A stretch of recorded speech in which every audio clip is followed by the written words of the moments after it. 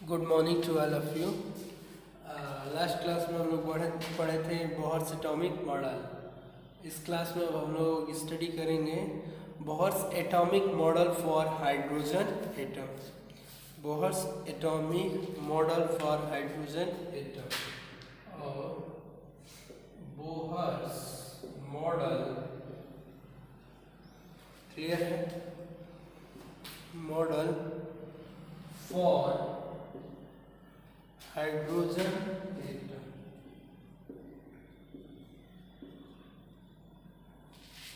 Bohr's model for hydrogen atom. इसको study करने से पहले हम लोग थोड़ा सा स्टडी कर लेते हैं अबाउट इमिशन एंड एब्जॉर्प्शन के बारे में। About absorption and emission. Absorption, absorption क्या होता है कि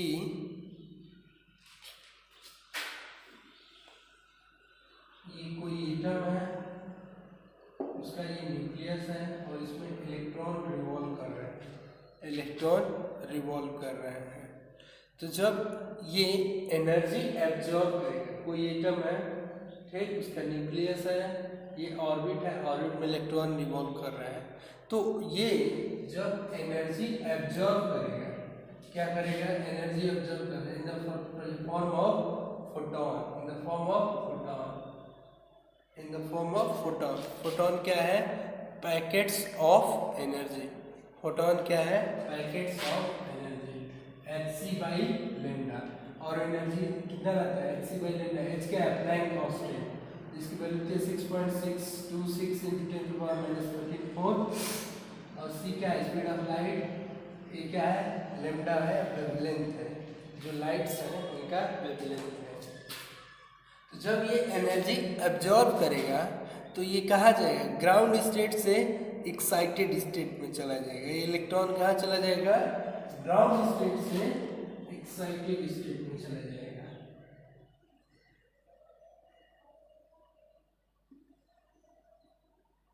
पहले यहाँ पे था, ये क्या, जब एनर्जी एब्जॉर्ब किया यानी क्या होगा, एब्जॉर्प्शन हुआ, तो कहाँ चला गया, ये इसके लिए ग्राउंड स्टेट था, जब इलेक्ट्रॉन कहाँ चला गया, इसमें आ गया ठीक, तो क्या हो गया, एक्साइटेड स्टेट।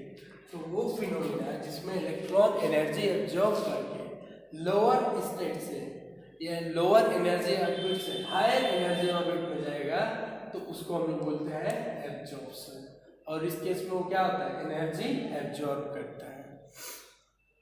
अब हम लोग बात कर लेते हैं किसका, इमिशन का।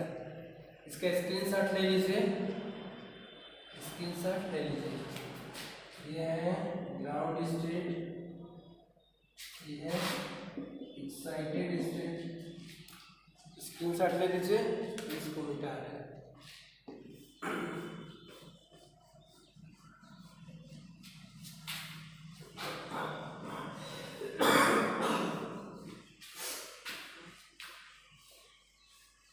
अब हम लोग बात करते हैं इमिशन की। इमिशन, तो सपोज कीजिए कि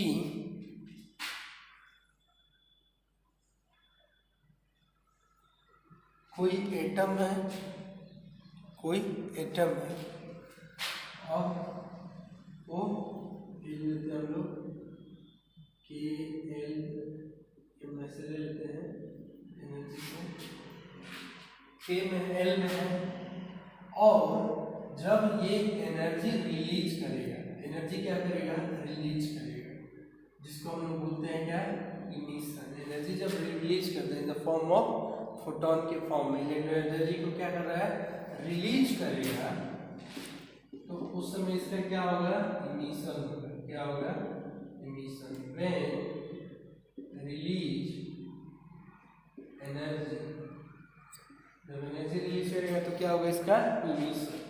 और ये इस स्टेट से, यानी एल में है, एल से किस में आ जाएगा, के में, एल से किस में आ जाएगा, के में। क्लियर दिख रहा है सबको, देखिए दिख रहा है सबको क्लियर? एक मिनट, अब दिखेगा सबको क्लियर। एल से किस में आ जाएगा? ई में। सॉरी वॉइस स्लो हो गया होगा। अब इसको एल से किस में आएगा? के में। एल से क्या आ गया? के में। ये इलेक्ट्रॉन इसमें आ गया के में। तो इस टाइम इसने एनर्जी क्या किया? रिलीज किया। एनर्जी रिलीज किया यानी इसका क्या हो गया? इमिशन हो गया। तो एनर्जी रिलीज किया तो डायरेक्शन किधर कर दे रहे हैं? इधर की तरफ। Is equal to F upon में ये एनर्जी को रिलीज किया। ये हो गया इमिशन। अब इसको थोड़ा सा बात कर लेते हैं हम लोग, इसका थोड़ा सा डिस्कस कर लेते हैं।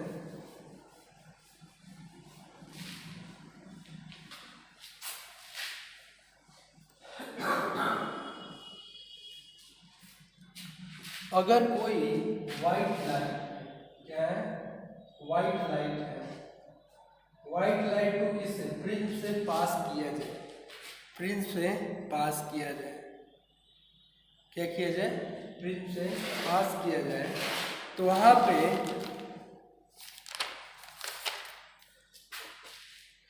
क्या होगा? कितने कलर इमिटेड होंगे? 7 कलर जो है इमिटेड होते हैं। कोई भी व्हाइट लाइट को अगर प्रिज्म से पास करते हैं तो कितने कलर इमिटेड होते हैं? 7 कलर इमिटेड होते हैं।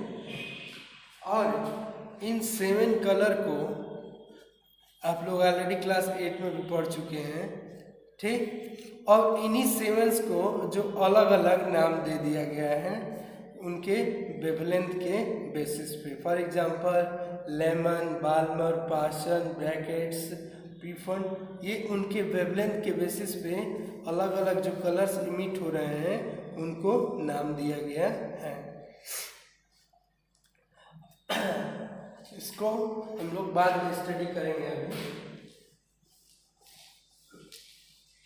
इसको बाद में अच्छे से स्टडी करेंगे, हिंट के लिए काफ़ी है। तो जो यहाँ पे 7 कलर्स आए हैं वही लेमडा है। अलग अलग जो लाइट्स हैं, अलग अलग जो यहाँ पे निकल रहे हैं कलर, उनका अलग अलग वेवलेंथ होगा। बस इतना अभी बताना था, बाद में इसको हम लोग स्टडी करें। क्लियर है?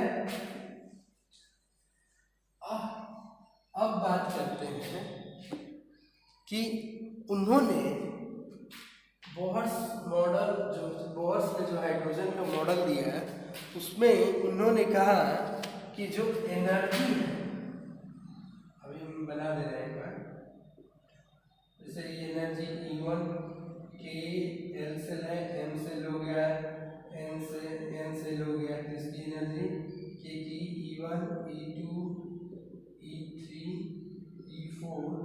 तो जब ये ग्राउंड स्टेट से इस टाइप एक्साइटेड स्टेट में जा रहा है, ग्राउंड स्टेट से इस टाइप एक्साइटेड स्टेट में जा रहा है, तो जो उन एनर्जी ये क्या कर रहा है? ऑब्जर्व कर रहा है। एनर्जी क्या कर रहा है? ऑब्जर्व कर रहा है।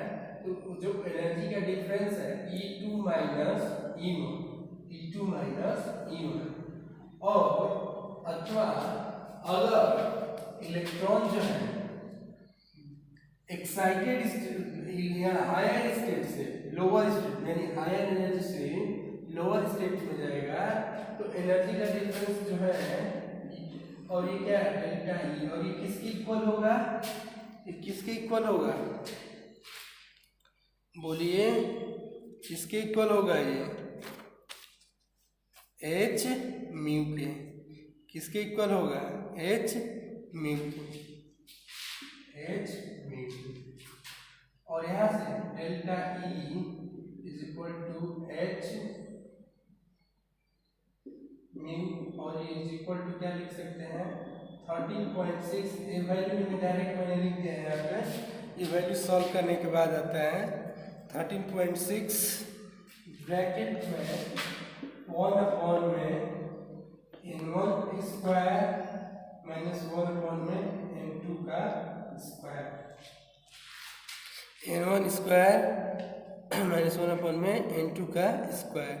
अब ये n1 n2 क्या है? n1 N2 इसकी क्या है, नंबर ऑफ सेल, ठीक, नंबर ऑफ सेल, ठीक।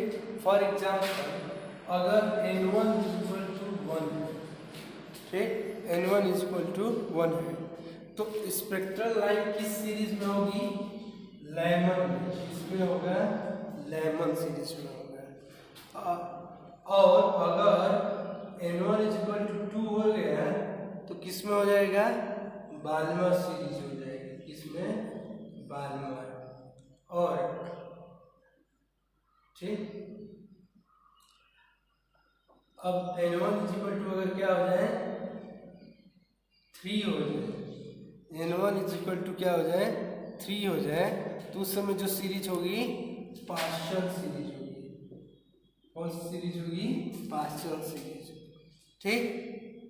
और N1 इक्वल टू क्या हो जाए, 4 हो जाए, उस टाइम में जो सीरीज होगी उस सीरीज होगी हमारी ब्रैकेट सीरीज होगी। कौन सी,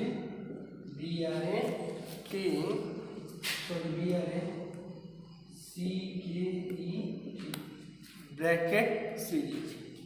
और N1 इक्वल टू अगर 5 हो जाए, N1 इक्वल टू अगर 5 हो जाए तो कौन सी सीरीज होगी, पी फंड सीरीज हो जाएगी। कौन सी सीरीज हो जाएगी, पी फंड सीरीज हो जाएगी, ठीक। और N1 इक्वल जब लेमन सीरीज है तो N2 में भी क्या हो सकता है, 2 हो सकता है, 3 हो सकता है, जो भी हो। अब जरूरी नहीं है कि अगर यहाँ पे एनर्जी अगर ज़्यादा मिल रहा है, एनर्जी कम मिला है, ठीक, यहाँ से एनर्जी पाया, एक पैकेट्स के फोटॉन की एनर्जी पाया तो E2 में, अगर और एनर्जी ज़्यादा दे दे डायरेक्ट E2 में जाएगा, क्या चला जाएगा, E3 में चला जाएगा। तो इसके बेसिस पे ये है। अब हमें ये लेमन सीरीज कैसे पता चलेगा, जब N1 की वैल्यू अगर 1 हो तो सीरीज कौन सी रहेगी, लेमन। N1 की वैल्यू अगर 2 है तो सीरीज बाल्मर। अगर N1 की वैल्यू 3 स्टार्ट होती है तो पार्शियल। जैसे आप एक लिख कर देते हैं, E delta E energy difference जो हो गया is equal to h mu 13.6। ये कोई एक डाटा या अगर इन दोनों को भी यूज कर लो, या delta E is equal to direct ऐसे भी हम लोग लिख सकते हैं, वो न्यूमेरिकल जो दिया रहेगा उसके बेसिस 13.6 1 में 2 का स्क्वायर माइनस 1 में ले लेते हैं 3 का स्क्वायर, तो 2 यानी N1 की वैल्यू क्या है, 2 है, तो 2 है तो कौन सी सीरीज होगी, बाल्मर सीरीज। कौन सी सीरीज हो जाएगी, बाल्मर सीरीज। एक और delta E is equal to 13.6 1/4 का स्क्वायर माइनस 1 में 6 का स्क्वायर, 1/4 स्क्वायर माइनस 1 में 6 का। तो यहाँ पे हमें बस ये पता करना है कौन सी सीरीज है, तो 4 N1 इक्वल टू 4 यानी कौन सी, ब्रैकेट सीरीज है, ठीक। तो इस तरह से जब electron higher lower energy orbit से हायर एनर्जी ऑर्बिट में जाता है तो इनके बीच का जो एनर्जी डिफरेंस है, इनके बीच का जो एनर्जी डिफरेंस है उसको हम लोग कैलकुलेट कर सकते हैं। और ये किसने दिया था, बोर्स एटॉमिक मॉडल में। अब इन्होंने एक और रिलेशन दिया था एनर्जी का कि हाइड्रोजन लाइक एटम्स, और ये किसके लिए एप्लीकेबल होगा, हाइड्रोजन लाइक एटम्स के लिए। हाइड्रोजन लाइक एटम्स मींस कि अगर जैसे है हाइड्रोजन है, हाइड्रोजन के पास कितने इलेक्ट्रॉन है, एक, तो अगर हम लोग हीलियम ले लेते हैं तो हीलियम क्या होना चाहिए, प्लस में होना चाहिए। बेरिलियम लेना चाहिए तो 2 प्लस में, क्योंकि इनके पास कितना इलेक्ट्रॉन लेना चाहिए, एक, तभी ये as a hydrogen like atom कहलाएंगे और इन्हीं के लिए ये एप्लीकेबल है।